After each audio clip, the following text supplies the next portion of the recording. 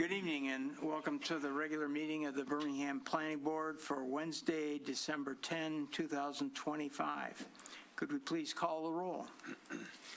Rob Klein. Robin Boyle. Here. Rick Jeffries. Here. Zek. Daniel Scher. Here. Janelle Whipple-Boyce. Here. Brian Williams. Here. Duncan Curry. Here. Naseem Ramin. Here. Carter Anderson. Olivia Batanzos.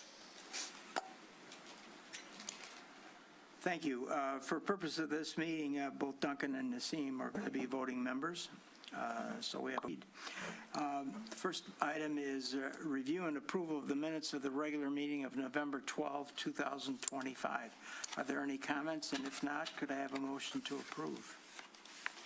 Comments? No comments. Move to approve the minutes of November 12, 2025 as presented. Is there a second to the motion? Second. All right. Second by Ms. Whipple-Boyce. Any comments? All in favor, please signify by saying aye. Aye. My comments, this is a little bit of a mixed metaphor meeting. I would like to suggest that we move the pre-application discussion for 34952 Woodward, which is item L1, up ahead of the study session so that they can make a presentation and not have to sit around for a couple hours waiting for our deliberations, if that's acceptable to the board. Okay. So we will proceed with the zoning ordinance update after we complete the pre-app discussion of 34952 Woodward. Ms. Soroki, you're here. You want to stand up and tell us what you know? I will. I'm going to ask Sam Beznos, who is one of the owners of the Beztech company, to speak first, and then I'll give him. Okay. If that's okay.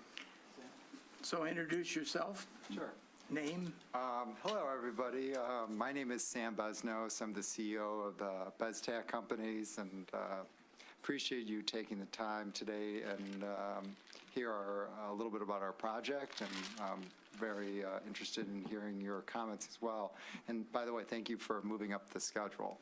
So I'm here with Zach Weiss, our Assistant Vice President of Development and Acquisitions, and you guys know the Soroki team, Victor and Alex. So for those of you who don't know, Beztech is almost I think it's about 70-year family business based in Michigan, and we have offices in Florida as well that focus on apartments and senior living developments. And we also are the owner of the All Seasons communities in Birmingham, just almost behind this project as well.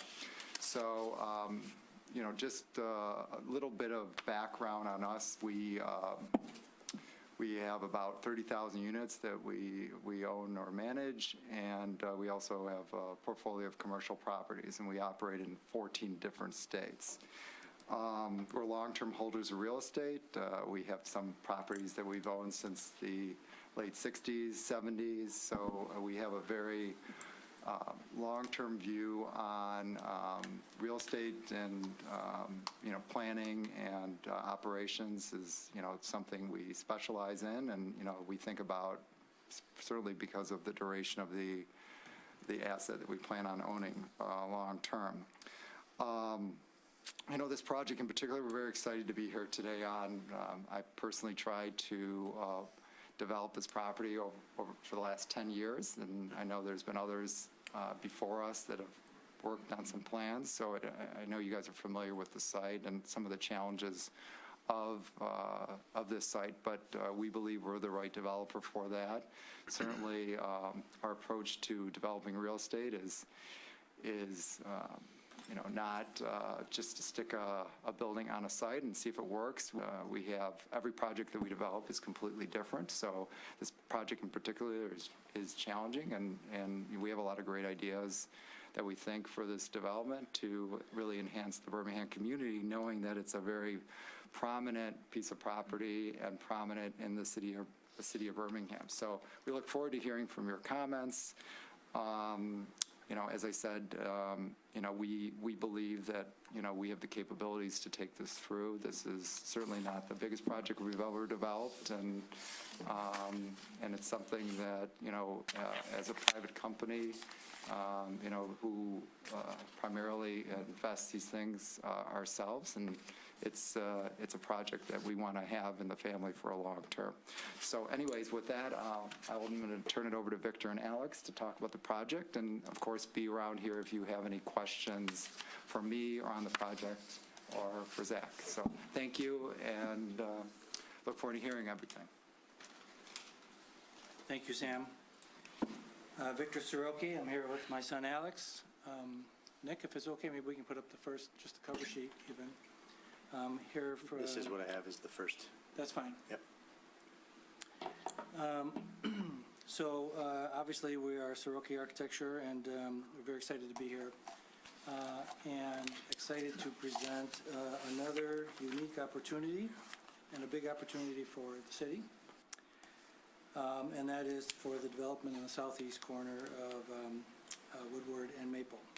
By the way, we were also a family-owned business, 43 years, not as long as them, but we're doing okay. And so I just thought that was nice that he said that.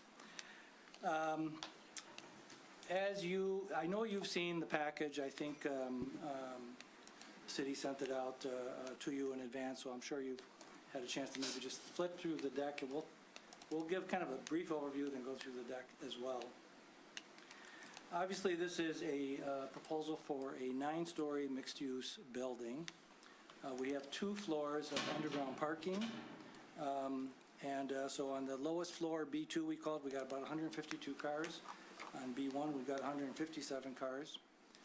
The first floor is a very tall retail space, and the retail fronts on both Woodward and Maple, along with some building lobbies.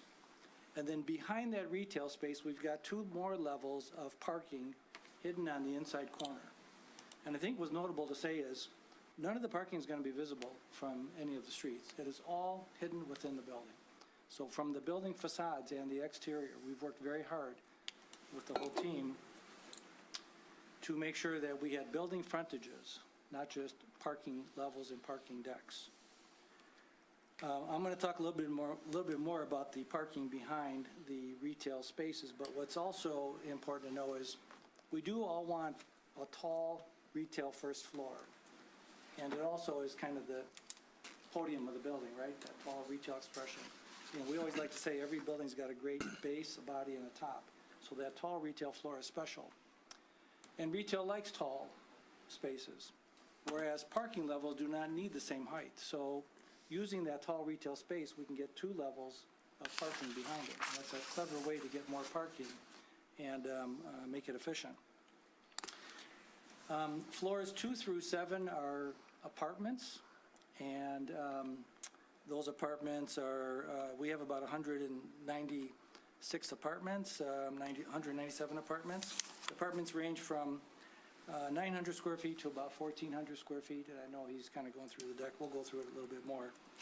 And then the top 2 floors are, the 8th and 9th floor are 27 condominiums. Those will be for sale. And the condominiums are 1,800 to 2,500 square feet. We actually have separate lobbies for each of the uses as well. The apartments have their own lobby, and that's off of Maple.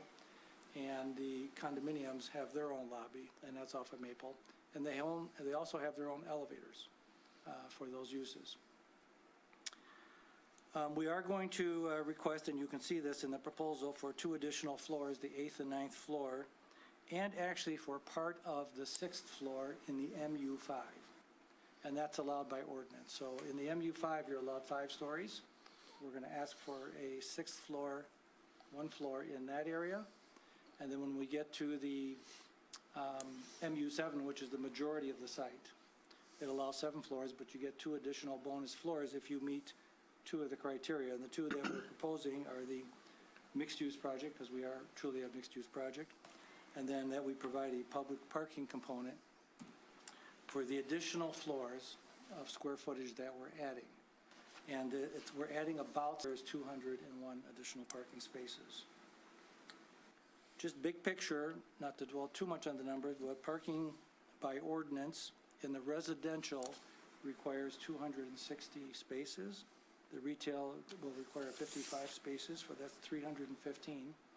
And if we add the 201 spaces, on top of that, we're at 516 spaces required.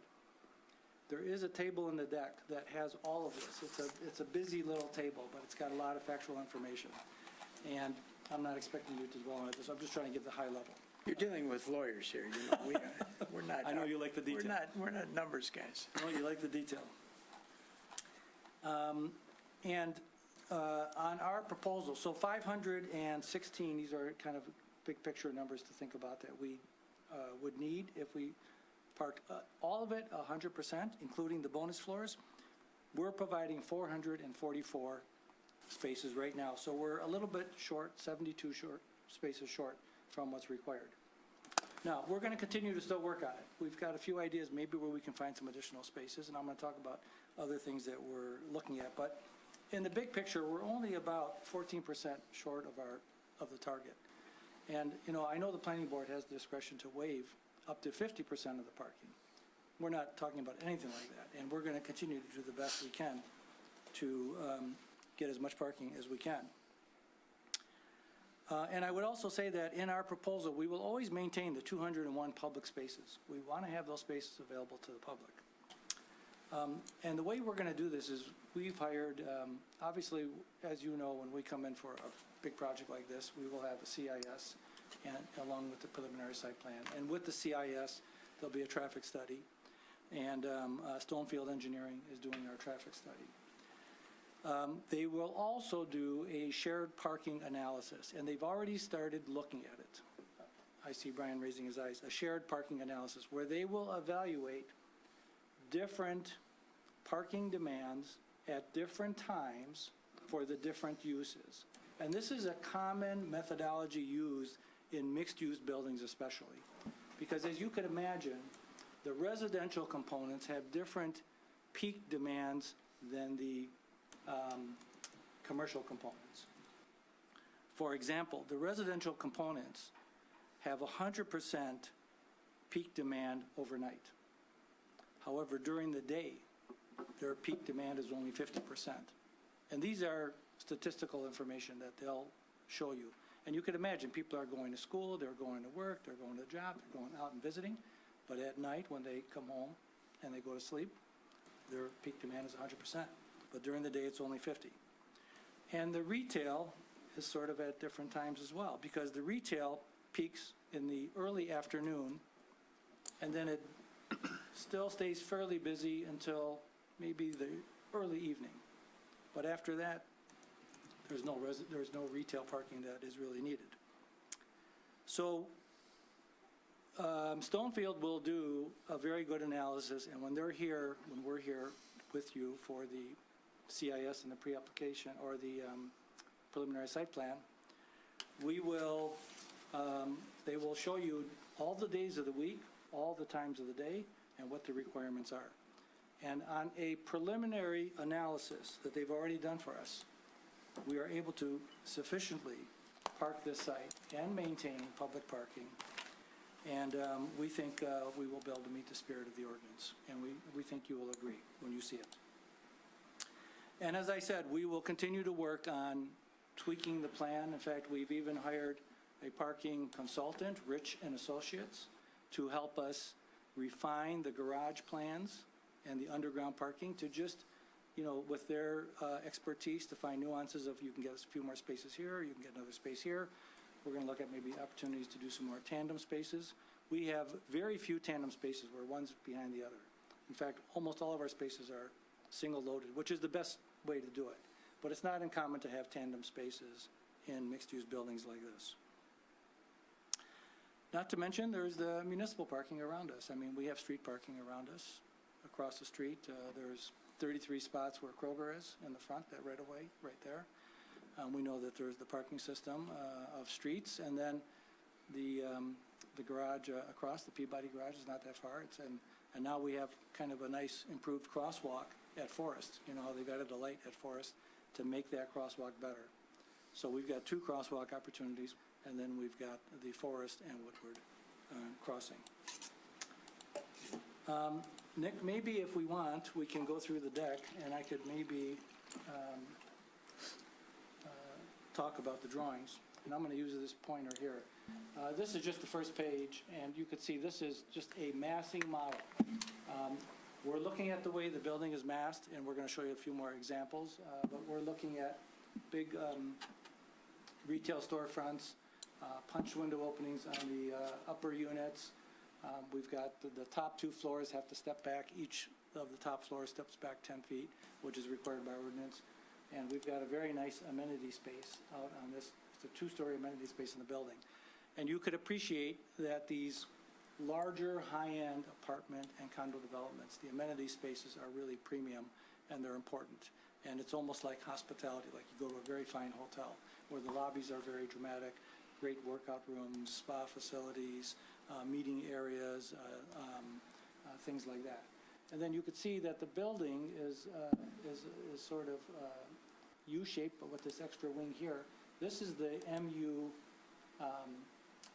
5 portion. It's a little bit lower, and then there's an active courtyard in the middle of the building that a lot of units look onto, and then we've got a rooftop pool up on top of that 6th floor right there. And you know, one of the things that we really thought about a lot is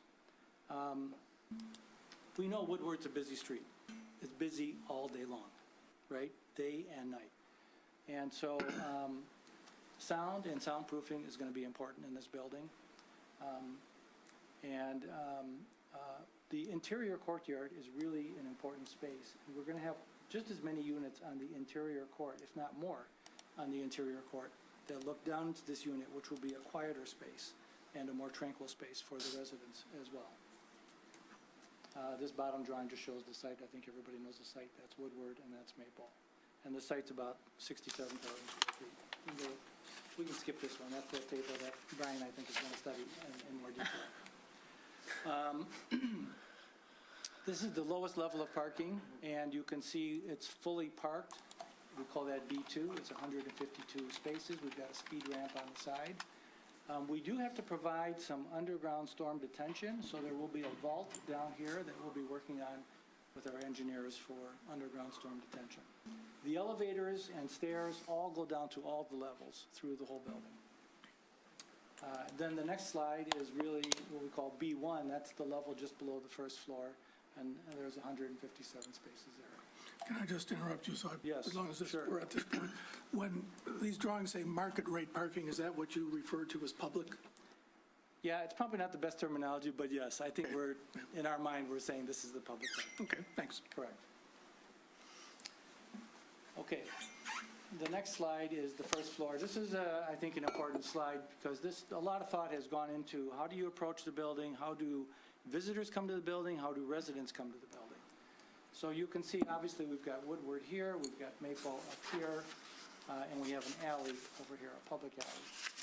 So one of the opportunities is off of Woodward, we create a nice approach right here that is both pedestrian and vehicular. And that's kind of like a big statement. It's an opening right through the whole building that brings you into the project and into the garage. Additionally, we have another approach off of Maple that allows for 2 ways. And again, you can go into the speed ramps here or park. And then a third approach is off of the alley, and that people can come in this way as well. So there's 3 ways to approach the building. I think the big statement is right here on the front facade of the building, and that is kind of almost like a gateway entry. Our lobbies for the apartments and the condos are off of Maple, and the elevators are there. And then all the sort of supplementary spaces, mail rooms, package rooms, things. And we've got retail spaces here in the purple on the corner of Woodward. And then further down on Woodward, we've got additional retail spaces. We've got some loading zones or loading docks here, and we've got an elevator and stairs for loading and deliveries as well that will take you all through the tower. One thing that is going to be important is for us is the way we approach when residents come in or people come in to pick up people or drop people off. This area on the first floor is really, even though we're in the garage, it's a premium space, and we're gonna wanna make sure it's really beautifully detailed, special paving, nice finishes, good lighting, because that is somewhat the front door for people who come in by vehicle. If we go to the next slide, this is that mezzanine level of parking. This is that, again, second level of parking that we'll use right in here. And then, of course, what you're seeing is the tall storefronts over here. I'm going to talk a little bit more about this mezzanine level of parking because there's an interesting element that we have to discuss and approach, but we'll come back to that. Now we're starting to get into the residential floor. So this is our second floor, and you can see the building has this sort of U shape all the way around. There is an opening in here that allows us some total vision. This is a space that has the building amenities as well. And part of the amenities, part of this is 2 stories and part of it is 1 story. And that's like, as I said, there'll be some meeting rooms, areas for some dining or private dining. There will be fitness areas, some spa areas, things like that. And then recreation areas. And then, of course, this is our courtyard space that would be beautifully landscaped, some outdoor areas, fire pits, fountain, etc. And we'll be programming that and detailing it in more detail. You'll notice that one of the elements of our building is that we step the building back 10 feet in the middle because it is a big, long facade, and we feel like, you know, from an urbanistic standpoint and architecturally, it's nice to step the building back to give some relief. If we go to the next slide, this is, you're just seeing now additional floor space on the 3rd level, and this is that 2-story amenity space, and that's going to be really dramatic from both outside and inside because it'll be almost floor-to-ceiling glass. You'll look into the building, and when you're in the building, you'll be looking out onto the excitement of Woodward Maple. Levels 4 and 5 and 6 are pretty much all the same. They have units, and then thank you, Nick. And then when we get to the 7th level is where we get to this other rooftop amenity. And you can see over here it says MU5 and MU7. The majority of this site, all of this is in the MU7, and this one portion is in the MU5. So this is the last floor, the 6th floor would be the last floor in MU5, and then this is our outdoor roof deck where we'll have a pool. We'll have all the elements around the pool. We'll have some pergolas, fire pits, and then there'll be access to bathrooms and showers and things like that as well for the pool, which is required by code when you have a pool. And then if we go up again, we get to the next floor, and this is the first condominium floor, so it's level 8. And the condominiums have their own smaller amenity space for the condo owners on this floor. And you can see these units are larger, and of course there's no units over here anymore. And then when we get to the top floor, the 9th floor, the building steps back again another 10 feet, and we get condos up here as well. You get to the next level, or next drawing, I'm sorry. This is just a schematic section of the building. And this would be the street level. And you can see there's 2 levels of underground parking in the gray. And then you get that tall retail floor. And then you get the 2 floors of parking behind it. And then you get the amenity space. That's like part of it's 2 stories, part of it's 1 story. Then you get the residential units and the condo units. On this side, you're seeing residential units. And then the pool deck up on top. And then just moving on, this is again now just we're still obviously designing the building, but we're trying to emphasize the massing, the verticality. The apartments have punched openings. In our mind, this is, from an urban standpoint, we feel like this. The base maybe will have stone, but the body of it will be brick. The top will be potentially brick or maybe other materials. It could be a stucco or a panel detail. When we get up to the condos, obviously the condos have these beautiful terraces that wrap all the way around, so that's really dramatic. We're thinking maybe we would have small Juliet balconies for some of these units in the, on Woodward and Maple. And then there's another nuance to the site that on the Maple side is the right-of-way is wider at the corner, and then as you go further back to the east, the building steps out, or the property line steps out. So we're allowing the building to step out, and it just sort of helps break that line a little bit. And this is the entry to the apartments. And if we, you know, we have the potential to have a restaurant in here, and if we do, we would put the outdoor seating or cafe seating on that wide right-of-way on Maple. It just makes sense to utilize that space. It's city right-of-way. It's never really going to get built on. I think maybe conceptually, a long time ago, there was thoughts that maybe Maple would get widened. I don't think that's going to be in the cards ever, but it is that excess property that is in a wide right-of-way. Just another element I should mention is right now, this parking is diagonal parking. What we really want to do is we want to widen the sidewalks and put trees here and make it parallel parking and still have a drive so that people can pull in or pull out. But we want to make the sidewalk and streetscape experience better and wider. So instead of that diagonal parking that you know, there's a lot of properties on Woodward that have that. It's not necessarily the best. At least parallel parking will be better. If we just look at some of the other views, this is just kind of coming around the building here. You can see that big opening. This is going to be very dramatic, and that'll be an important approach, and we'll have special materials going into that. This is the alley view, and there'll be an entry to the garage here. There'll be loading docks over here, and this is all retail. So the retail will be tall storefronts with nice urban canopies, and that's that corner expression that wraps around on Maple for the amenity space.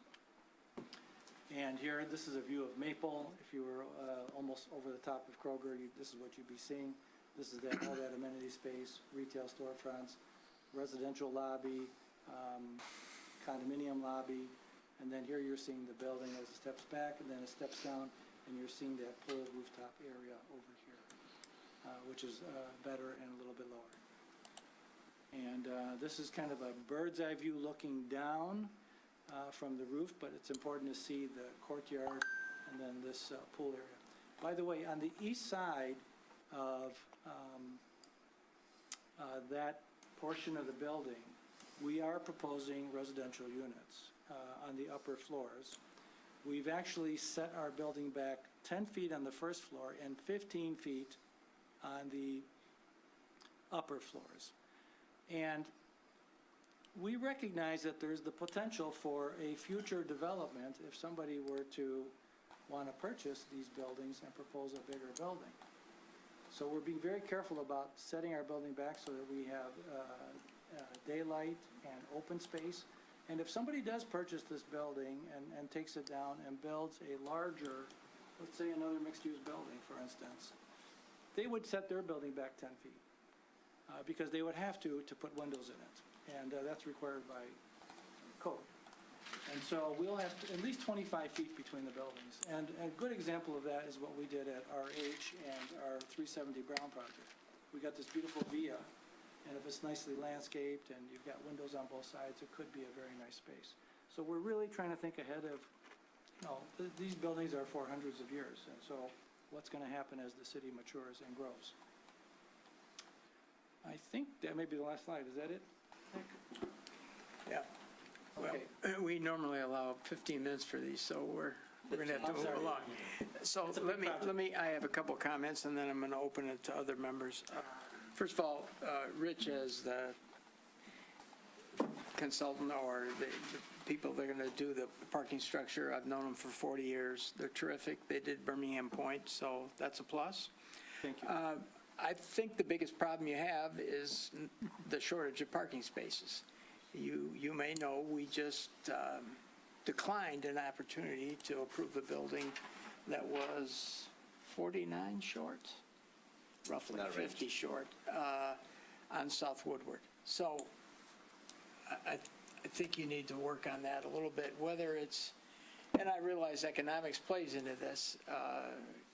You know, one way to do is increase the size of some of the very small units to reduce the parking requirement. On the other hand, I do like the component where you have public parking, which of course is Important. generally non-existent in the Triangle District. So Right. we'll look at it. We don't have authority. You'd have to go to the Board of Zoning Appeals in any event if you're short. So we could approve it, but I think I'm not positive.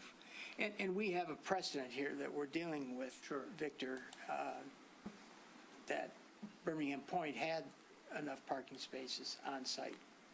So that presents a challenge for us. Those are my thoughts. I'm not definitively concluded anything, but I think you need to work on the parking spaces, and I think you know that. Others, Stuart, you want to start? Yeah, I mean, I don't disagree about the parking thing, but I think there's a lot of, if you look at it a total package, I think there's a lot that you've done here Yeah. that you didn't have to do here that feeds in very, maybe better than other projects we've seen for this site into our master plan and things that are also important to us other than places for our four-wheel friends. So I did have one question, and just only because I'm curious, what would be a double-level amenity? I'm thinking climbing wall or Probably a fitness area, which will have big windows, and maybe part of the, just a gathering space to really take in all of the views of Woodward and downtown. I mean, that's going to be a unique perspective up there. So just to make it more grand. That's right. There's nothing. That's right. That's right. Maybe we will do a climbing wall. It's another amenity to think about. Well, as we've said before, this is the most important site in southeast Michigan. So great that you're here. Why do you restrict it to southeastern Michigan? It's the whole damn Street thing. Journal- It's the Wall whole Street damn Journal state of Michigan. can give us the nation. I get that. I get it. Another elephant in the room, apart from parking, MDOT. You're on, Michigan 1. They're going to have a say in what is going to happen along there. Have you had any discussions so far, or are you holding? We know we have to address MDOT. Now, obviously, you're talking about that right-of-way. Yep. So right now, they have more diagonal parking. We're not changing the approaches on either end of it, and we're not changing the island that separates Woodward from the drive aisle. What we're talking about changing is taking those diagonal spaces and making them fewer and making them parallel so they're not sticking out as much.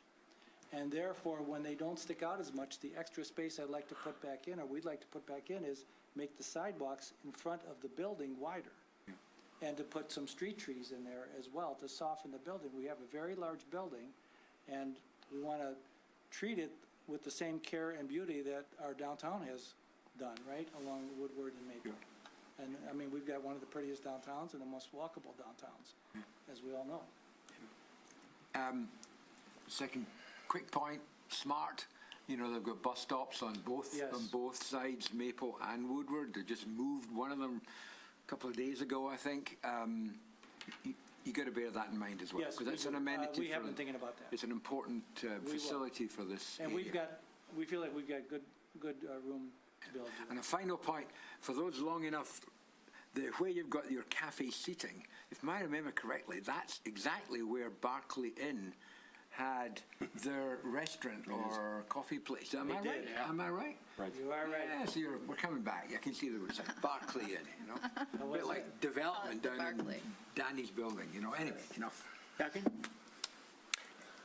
Personally, I really like the scale and the appearance of the rendering.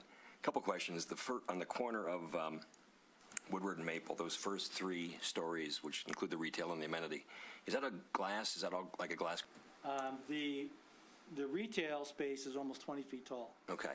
So it's almost all glass, and then there's steel canopies. And then you see that second, so that's that first 20 feet. Then you see the other 2, there it is.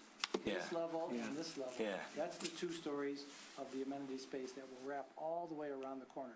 So it really sets up kind of an important element on the corner. and I think it helps differentiate the building as something special happening at the corner. That's all glass. That's all glass. It'll look nice. Yeah.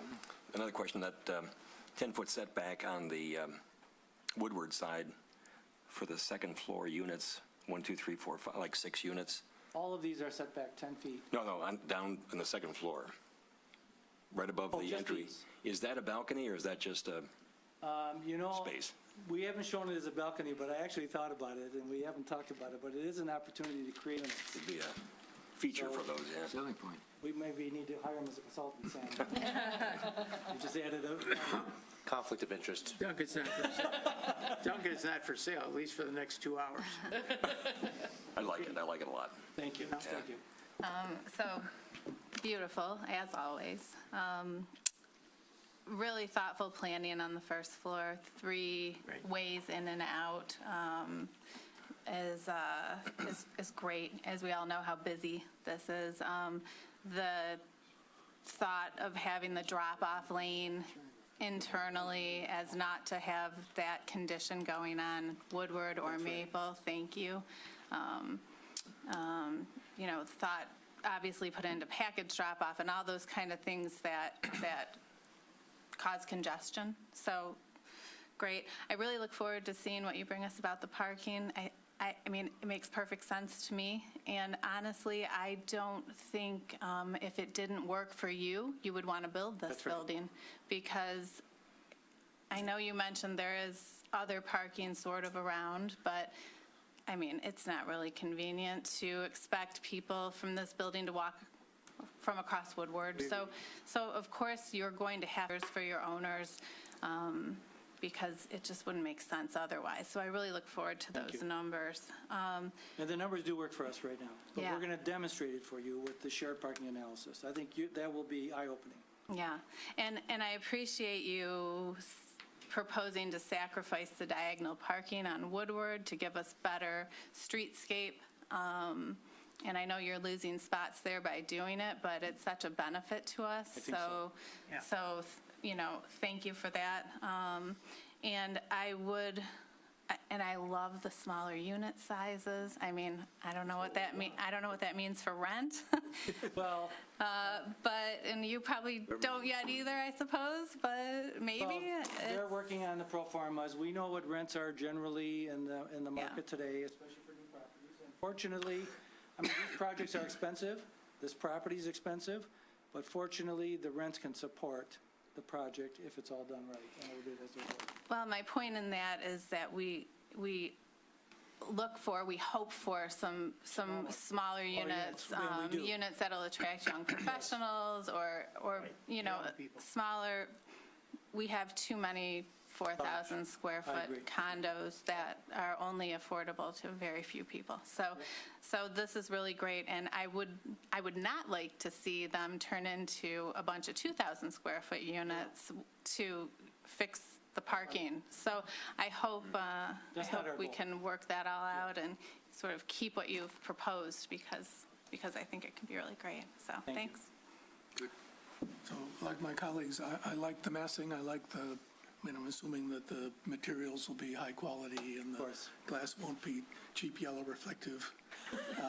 But the challenges from the planning point of view, and so the things I'm hoping you folks will think about and address, fall for me into 2 categories. One is parking. We talked about parking at length. It's not a surprise that that's an issue.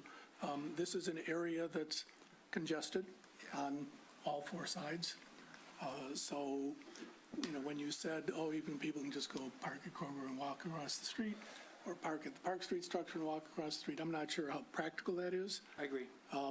But again, I'm not prejudging, I'm just telling you that that's something I'm sure we're all going to be looking at very closely. In connection with parking, I'm going to be wanting to understand very clearly how many times we count how many spaces. So just by way of example, and don't hold these aren't the right numbers, I understand that, but if you need 200 public spaces and 200 residential, not the same 200 spaces. That's right. In my mind. So, segregating that, and I don't think the drawings quite do it yet, but again, this is conceptual. In terms of access, one of the things that was an element of controversy between the planning board and the last developer to make a proposal here was left turn out of the Maple side. Usually in those circumstances, we win. Not always, but, so be sensitive to that, be prepared to address that. Left turn out. Left turn out. Left turn out of the structure. Out of the on- structure. Onto westbound Maple, Yes. crossing Yes, I eastbound understand. traffic. And I know, I It backs up there. Congested That's a- intersection. Yeah, that particular stretch is, kind of backs up. I forget what level of service that intersection is, but it, that's an item of Okay. of some interest. Likewise, not just the MDOT question of parking, and, I agree, parallel parking in Woodward's better than the angled parking, but what happens to the traffic flow as people try and move out of the right-hand lane into the, whatever you call that MDOT area that's, not travel, but where people go and park, that when you change. Slip Street. There you go, yeah. Yeah. Okay. Okay, so when a building like this, with its density and its load for cars, what impact is that going to have on the safety of traffic kind of pulling into that slip street? Okay. I'm hoping the traffic consultant will look at that. One of the problems that I see throughout the Woodward landscape is the conflict between folks, like in this case, coming out of the alley, wanting to turn onto Woodward, folks coming up, in this case, north on Woodward, wanting to move into the slipstream, that kind of conflict. That's something to think about. Okay. And address. Likewise, one of the things that we did not resolve, and have your environmental folks look at it in the CIS, this site had, if I recall correctly, in prior years, there were some hazardous materials that were on the site, and I can't remember if it was a gas station or a dry cleaner or whatever, to the point where again, by memory, a phase 2 was something that we had wanted to see. So have them, as they do that, kind of look at that, see if there's, if there is a phase 2 that's required or recommended, Okay. how that will sort itself out. But in general, it's given economics, it's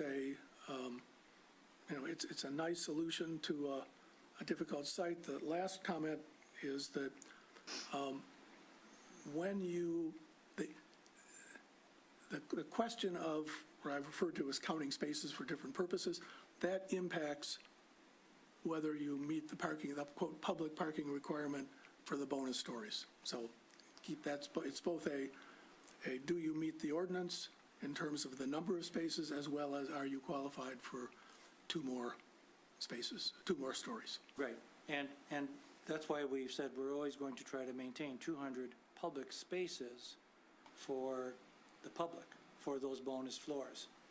So the shortfall, I guess, is on the required parking a little bit, right? Yeah. It's that's the way maybe that we were looking at it. And that's why we want to demonstrate that with the shared parking, there is sufficient parking for this project. Obviously, they would never tackle a project of this size and magnitude without that confidence that there is plenty of parking and a noteworthy public parking component that people can use. Well, I mean, just, so it's kind of clear where we have to come from. It's not uncommon for a developer to say, your ordinance is somewhat out of date, and it shouldn't be 100 parking spaces required, it should only be 75. And we, the developer, would never, underpark a building. All that's well and good, I have no doubt about that, but we are constrained by what the ordinance says, not by what the ordinance would say if it was smarter. I agree. I would never say our ordinance is outdated, but I understand what you're saying. And again, when we lay this all out in the big picture, I think we'll take your comments, and we'll address all of these items. Naseem? Nothing much to add, just to reiterate, very happy to see you folks involved in this, given the importance, the utmost importance of the site to the city and the visibility, so. Thank you. If I can, I do want to mention two other things that I didn't say. Well, first of all, and Nick, you can correct me if I'm wrong, I am under the impression that the planning board actually can waive up to 50% of the required parking by ordinance if we demonstrate that we meet certain findings and that we have sufficient parking and they feel comfortable. That it's not a Board of Appeals action, it's the planning board that has the authority. That's right. And I was going to actually say before we ended that, in contrast, I think our ordinance was actually ahead of the curve and ahead of its time in adding things like that. It's obviously we've never used it because development's been really slow in the triangle. Yeah. A comparable sort of reduction that Victor's mentioning is the B3 stuff that we just did at 479, the mixed-use reductions. It's the same concept for the same spirit and intent, where you do have the power to reduce up to 50%, should you want to. Victor has said that they're not going to ask for 50%. No. It's just a tool in the toolbox that you could use should you find their arguments convincing. Yeah, we understand. Any additional comments you have? Can I mention two more things? if you One don't other mind? thing? I'm I sorry. won't take long. There is another nuance to this that I should mention. Remember we talked about that mezzanine of parking in the back behind the retail. There's that extra Yeah. floor of parking. In the two-story space, we got two levels. In the tall retail space, we got two levels of parking. By definition, this is a nuance of the building code versus the zoning ordinance. By definition of the building code, they may classify that extra level of parking as a floor, not a mezzanine. And if it's classified as a floor, we will need a variance from the Board of Zoning Appeals.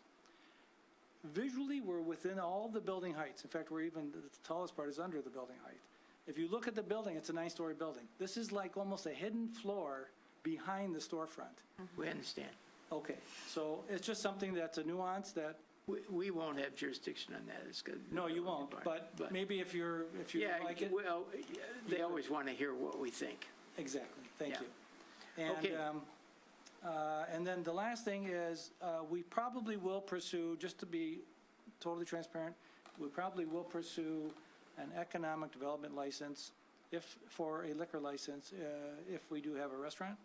This certainly will qualify, and it would be a city commission issue. You got the size, no question about that. Yeah, that's it. Thank you very much, and we really look forward to working with you. This is a really exciting project for us. Exciting project for the city. Yeah. For the state. There you go. For the whole state of Michigan, Okay, thank you. Thanks not for your just time. Southeast. Sorry we took so much time. Thank Great you. work, guys. Thank Look you. forward to it. Okay, we're going to move along. And now we go back to item K1, zoning ordinance update project consultant selection, and this is not a final selection, so I would point out to the public who may be listening that the retention of a consultant which has been authorized by the city commission, ultimately the city commission will make the decision as to which consultant will be hired. And so our role here is to make a recommendation. Let me go back and just highlight briefly that originally we sent out our RFPs. We obtained a couple of months ago 6 proposals. We, in a meeting in October, I think, reviewed 6 proposals. We then requested interviews in November of 4 entities: Paseo Levine, Kendrick East, Giffords, Webster, and McKenna. We interviewed all 4 entities at our November meeting. We agreed as a planning board that we would review not only the original submissions, but the results of the interviews. and come back in hope, and I would say in my case, expectation, that we would recommend a single entity for approval by the city commission at whatever meeting they choose to consider it. Is that a fair statement of where we are? Okay. Then I have asked, and we didn't discuss it necessarily at the last meeting. I want to make a comment on the fact that we received 6 proposals, and I think, frankly, all of them were very good. And this has been a difficult process for all of us to consider these.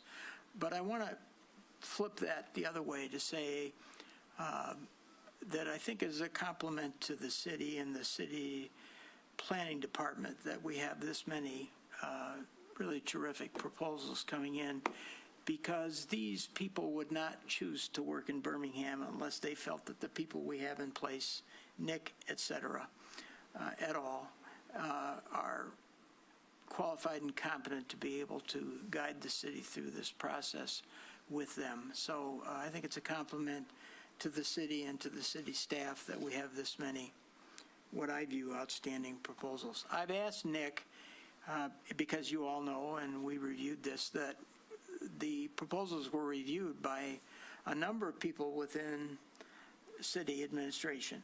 And I think it's appropriate, before we start finally discussing this, that we get the input of the city administration, because to date, we have not. Yep. So what say you, Mr. Dupuy? Sure, and thanks. On behalf of the city. Thanks for your kind words as well. It's much appreciated. And so we did take it seriously. We considered it a directive that you wanted us to come today with a recommendation from city staff. So just to reiterate, the entire planning department reviewed it. 3 members of the building department and the entire city manager's office all reviewed everything we've got, from the proposals to the interviews. We then congregated, they scored them, evaluated them just as you did for the RFPs, and then we also congregated last Wednesday to talk about how the interviews went, go over the RFPs, both considerations. And what we came up with was, and I want to preface this very specifically because we felt exactly the same way you felt. And what a good fortune we have to have such a hard decision. We felt as though the consensus was that 2 rows to the top in the interview stage combined with their RFP responses, and ultimately it came down to details. And when it came to the details, we felt as though Housia Levine would be best suited for this project. A number of comments were made on what they feel could be a really good synergy between the project team and our team, their high-quality graphical approach, and their really interesting, I guess, unique analysis style using the GIS components, their attention to detail when it came to their RFP, but also their presentation and how they tailored those types of things, and a number of other things. What's also important, because frankly, this the second one that was very highly rated was Kendig Keast, and a lot of their draw, not that they would not do a good job with the ordinance, but their Encode Plus platform is a huge draw.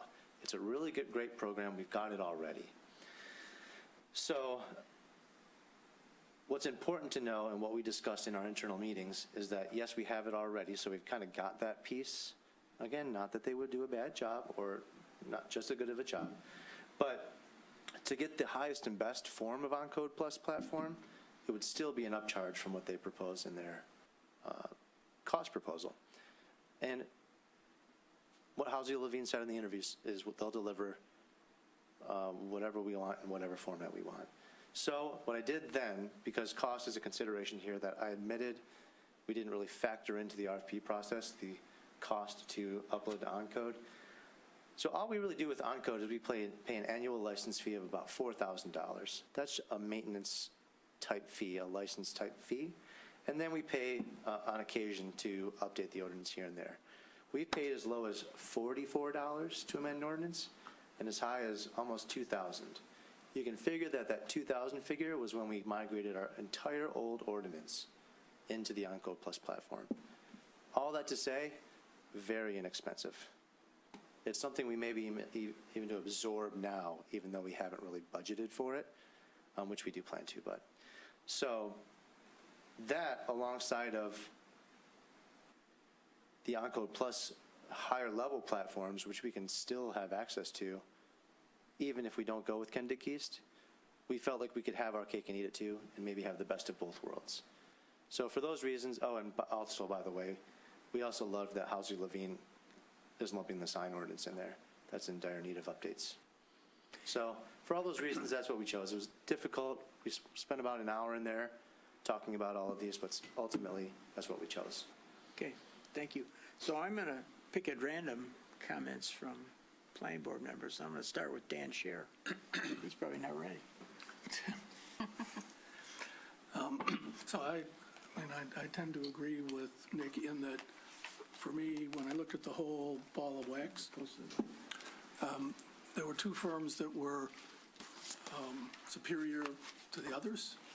The two he mentioned, Kendick East and Housley Levine. I thought that McKenna and Giffords Webster were good, would do a good job, but they weren't quite as thorough or inspirational as I thought Kendick and Housley were. And I come at this also from the point of view of what we're trying to accomplish. Keep in mind, we're trying to align the zoning ordinance with the new master plan. We're not writing on a clean slate. We're not tearing everything up. We're not, kind of just making stuff up as we go along and saying, oh, here's a good idea, let's throw it in. I mean, this is, an alignment of some stuff that we've already, not some stuff, of a very detailed master plan that we spent literally years working on that had large amounts of community engagement. So the community is familiar with what we've done, what the city's done with the master plan, and should have a pretty good idea of what alignment would look like. That said, there are some, interesting and creative concepts in the master plan, and I think we, as a city, would benefit from national best practices assistance in adapting the zoning ordinance to, or aligning the zoning ordinance with the master plan. It's a close call for me between Kendick East and Housley Levine. I guess I felt at the end of the day a little bit more comfortable with Housley Levine, and I thought that's where my recommendation would land. Thanks. Duncan? I agree with you on the choice of Housley Levine. A couple points I had was, A, it conforms to budget. I like their emphasis on creative community engagement. Presentation a couple weeks ago was packed with information, examples, very detailed scope, clear in mission, and most eloquent. They cited a plethora of examples and awards and credentials, and include the sign standards. I like them the best. Janelle? So I liked Kendick East very much, and I liked McKenna as well. It's interesting how different perspectives there are. When we had the interviews, I was especially impressed with Kendick East's approach. They did not come in and reiterate their resume. They didn't talk about all their awards that they'd listed when they sent in their qualifications. But what they did talk about was what they could do for us specifically. And they provided this packet with a bunch of information to take home, to read, that, again, talked about what they would do for Birmingham. They had very impressive other projects that they highlighted that they sent to us that we could look at, and we could work through the ordinances that they had previously written, whereas I didn't feel like Housel offered us that the same way. When I went to look at Housel's many other projects, and there were lots of them, I struggled to find very good examples that were similar to our city that did a very good presentation as Kendig did in theirs. And I'll say for McKenna as well, and why I liked them second best is their written work, their presentation of ordinances that they have done were so easy to work with. And I really think that's going to be that's so important. When you crack one of these ordinances, you're looking for something in particular, it needs to make sense. And Kendig does it for sure. And McKenna does it well also.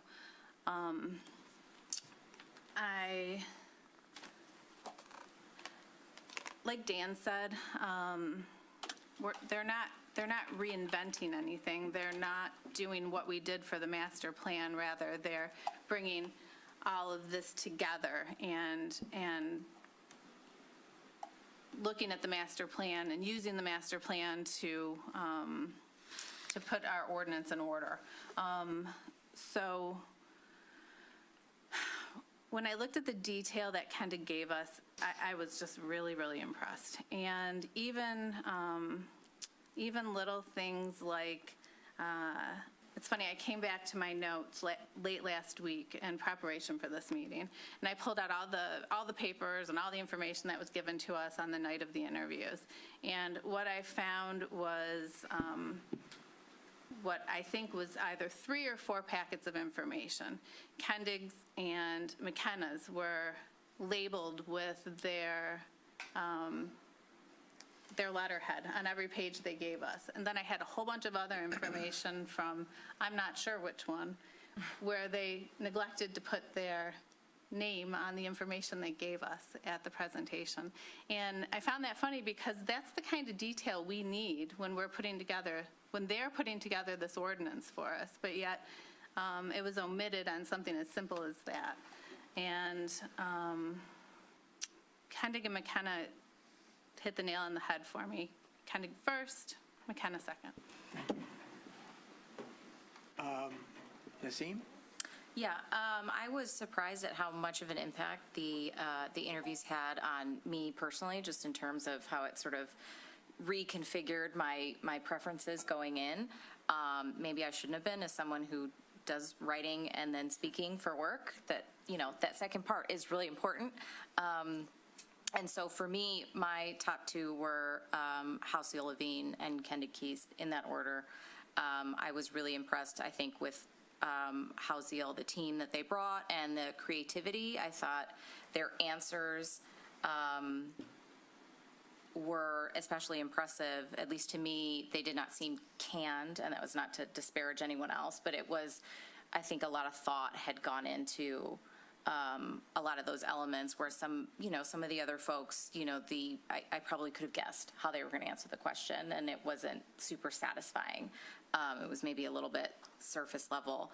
But those 2, for me, far and away, they were my preferred choices. And then in terms of picking between the 2, obviously, the group's thought, but I think staff, their input cannot be underestimated, because they're going to do so much of the heavy lifting.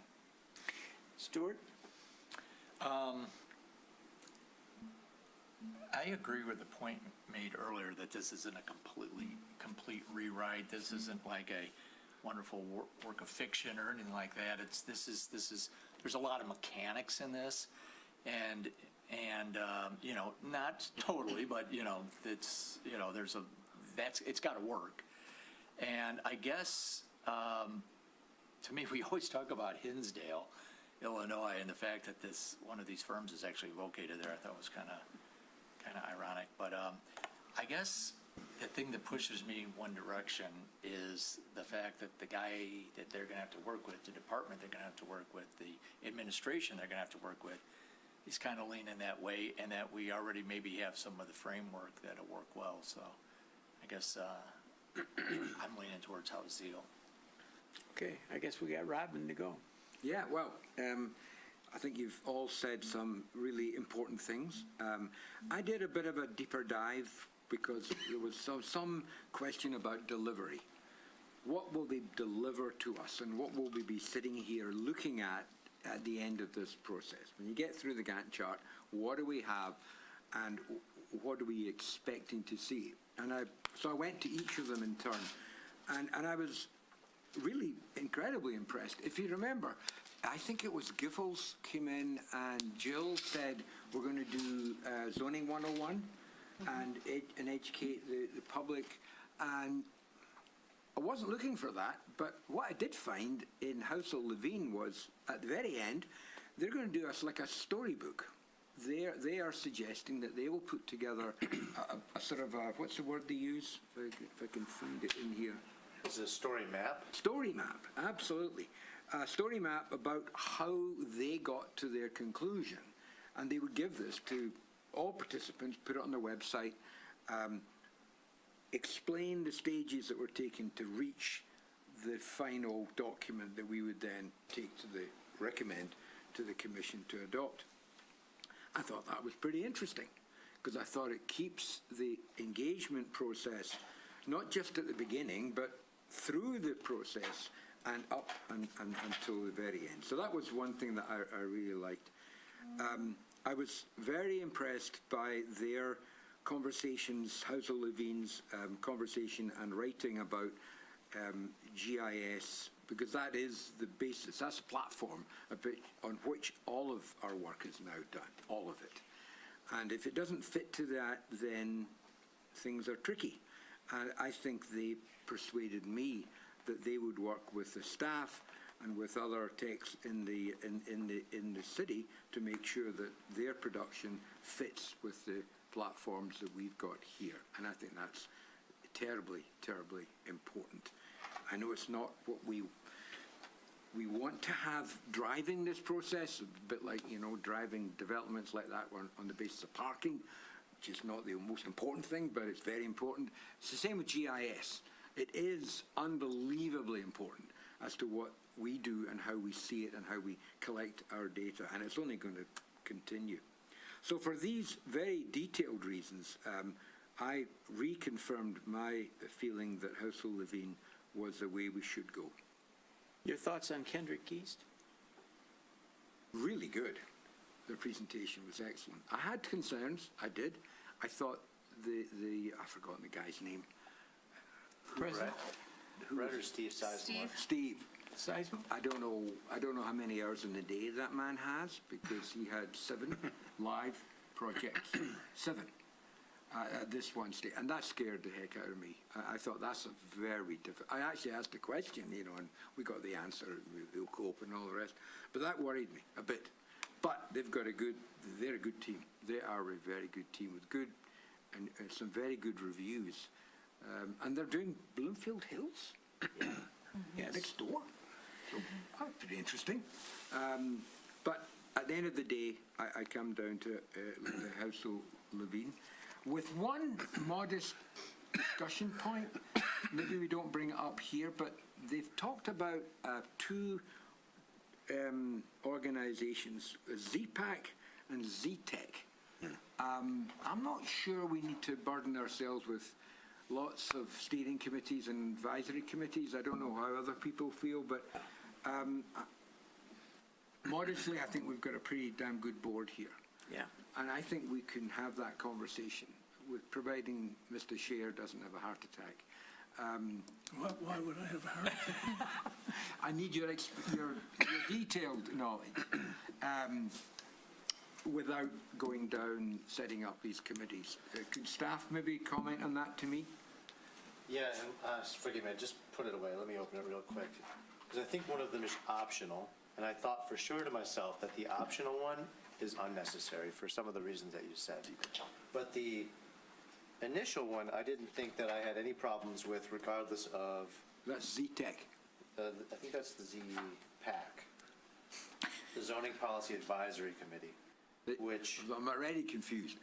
so ZPAC is basically made of what you said, some commissioners potentially, planning board members and city staff, kind of specialists in the zoning area.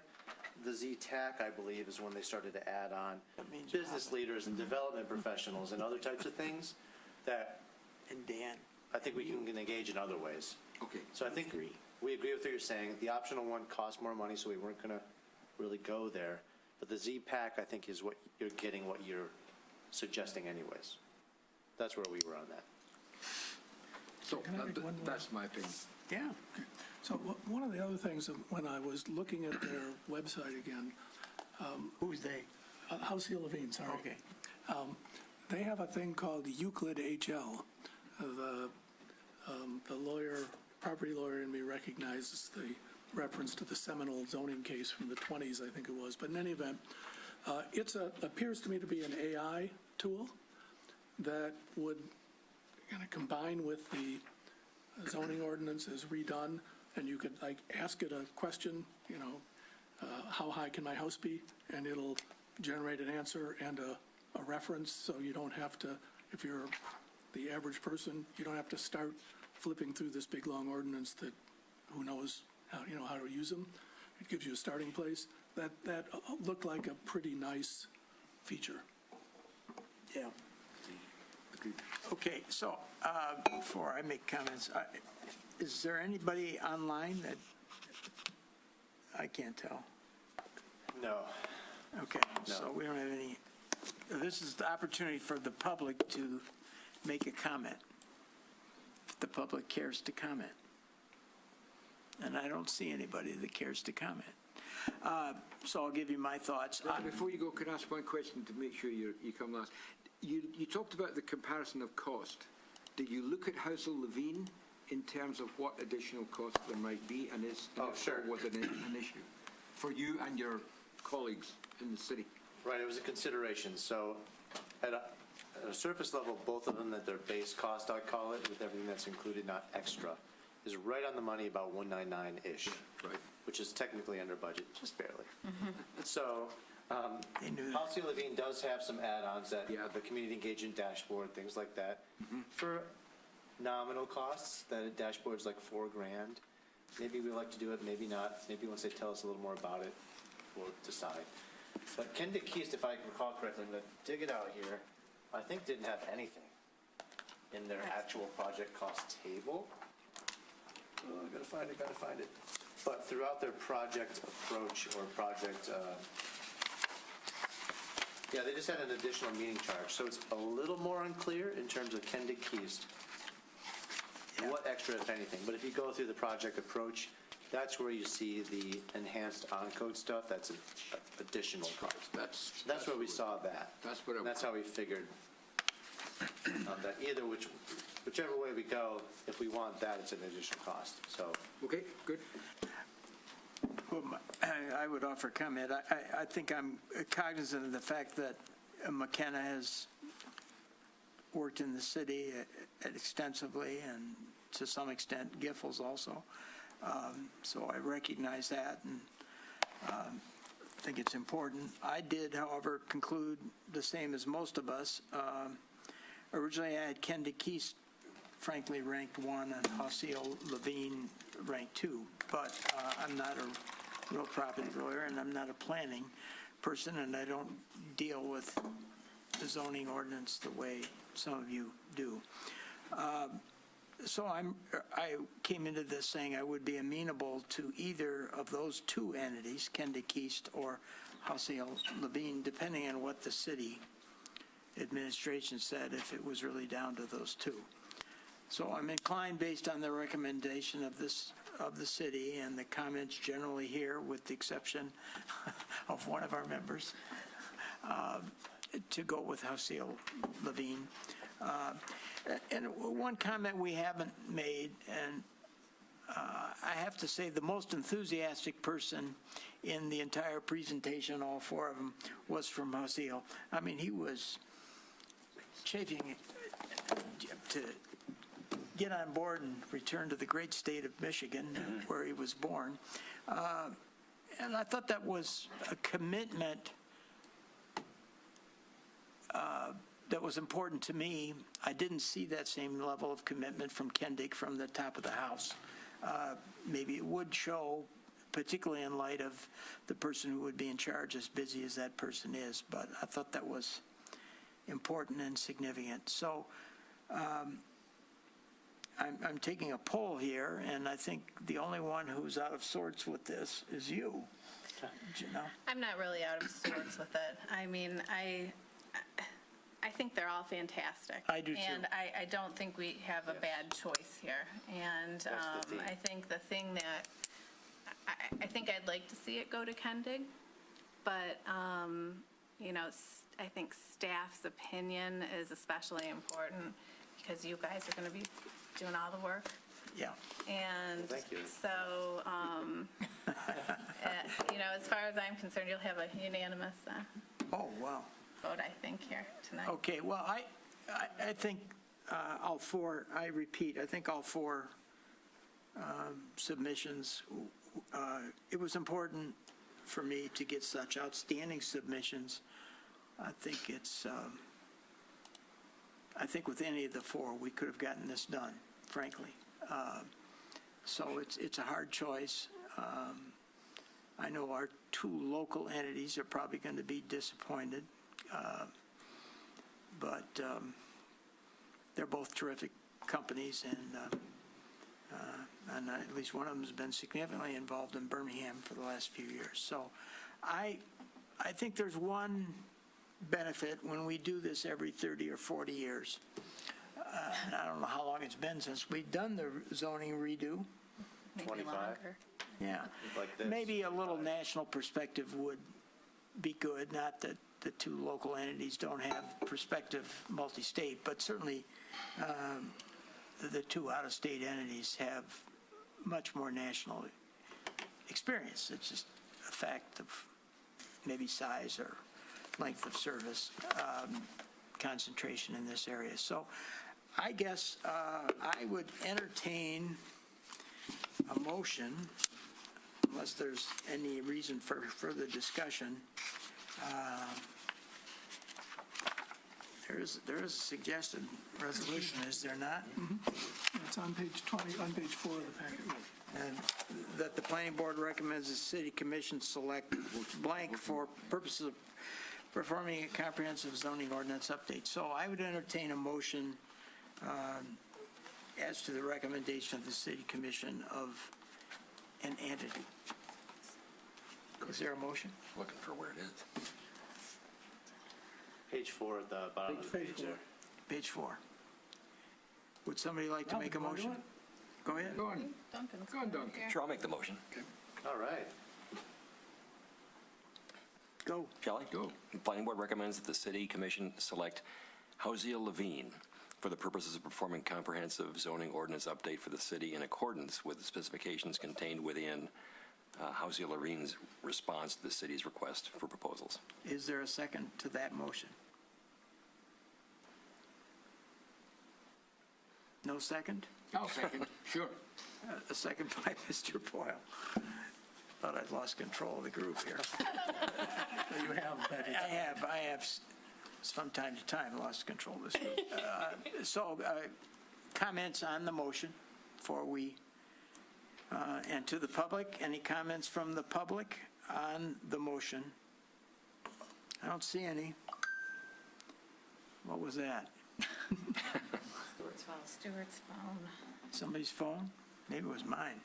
I don't see the public on, so I will call the question. Let's do a roll call vote. Duncan Curry, Housia Levine, aye. Robin Boyle, Aye. Stuart Jeffries, Aye. Daniel Sherrick, Janelle Boyce, Yes. Brian Williams, Yes. Missy Merman. Yes. Okay, I think that concludes that item. I want to thank the board personally for all the hard work that's gone into this. I know some of you have spent a lot of time looking into this, and I think ultimately, as a result of that, we will be better prepared for the next phase coming up. We won't be approaching this blindly. Communications, item L2, any? You want to do project updates or anything? I don't really have anything to comment on that. I do have two things that I could tell you about real quick in this section Sure. if you'd like. One being our next meeting on January 12th. Yeah? It's first meeting of the month, typically slated for study session type stuff. I don't expect that we'll have anything. But, including this, because I've got to get this to the commission. But there are some things floating around in the background with applications that I was curious if I need it. So I don't have anything planned now, but if I do end up needing it, would you all be willing to consider site plans on that day and amend the rules of procedure in the event that we need it? Yes. And I think, I don't know when you plan to go to the city commission. I would hope for January 12th. Okay. I think I said that. Yeah, I was going to confirm the date. And The what do you planning board date, envision the 14th. start of Thank you. the process being with, assuming the city commission agrees, Jose Levine? Would there be an initial meeting with us? Is that the way you would I would suggest almost to say kick off? certainly. Of course, it'll start internally with all the Yeah. table setting stuff, but yeah, we would bring them here. Well, when do you expect the city commission to look at this? Well, we'd love to do it on January 12th. That's the correct date. And forgive me, the planning board is 14. So Okay. we'll get back to that. But January 12th, So depending on what the. we commission could knows. suspend all of our rules of procedure for January and have House Hill in the second meeting in January if they're selected. If you'd like, and if it works for everybody involved, yeah. Well, we get into the spring, people leave and go to warmer climes, so I think the earlier we get them in here and the quicker we get started, I would be more comfortable, so. Both If is we can good get for them me, in too. at the end of January, if the city commission agrees with us, then let's shoot for that. In that case, let me make a suggestion, and that there's somebody make a motion that we have the combined meetings, both in the first and second meetings in January, which gives us the flexibility to consider both the study session and site plans at both meetings. That would be super helpful. Is there a motion? Sure. The motion maker, Daniel Scher.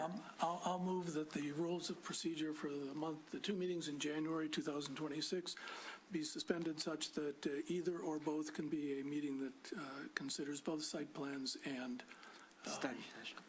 Study session. study sessions. Thank you. Is there a second to the motion? Second. All those in favor signify by saying aye. Aye. Any dissent? Okay. So that was number one, if I may. Yeah, Number two, I just wanted to tell you that we have a new employee. Lauren Milia, sitting there in the front row there, is our new planning intern. She started, what, 3 weeks ago, 4 weeks ago at this point? Okay. It's on my birthday. She started on my birthday, so I got myself an intern as a birthday gift. that was your But gift? Wayne State everyone. Urban Planning Master's student. Where? Happy to have her. You'll see her more. I just wanted to show your face. No Where? speech, no nothing. Where are you? Wayne State. Wayne State? Where Oh, else? that Where school? else? Yeah, yeah. I know. Going to that well. Yeah, yeah. We're ringing Well, for all it's worth here. Yeah, I know you are. You already know you are. Well, great contributor to the state, no Yeah, so question about it. You'll see Lauren's face more, as well as Summer and Leah in the new year, so. Okay. Well, thank all of you. This is our last meeting of the year. I think Scott will be in touch with respect to luncheon plans. I'm not going to usurp that role for him. I've done everything else in the last 3 months for him. So he can plan the lunch. But I want to thank the planning department. Again, I stated at the start of the meeting, I think kudos to all of you. We wouldn't be embarking on this project without a high confidence in your abilities to get us through it. And so, happy holidays to all of you. And is there any other business? I can say this for the last time in 2025, meeting adjourned.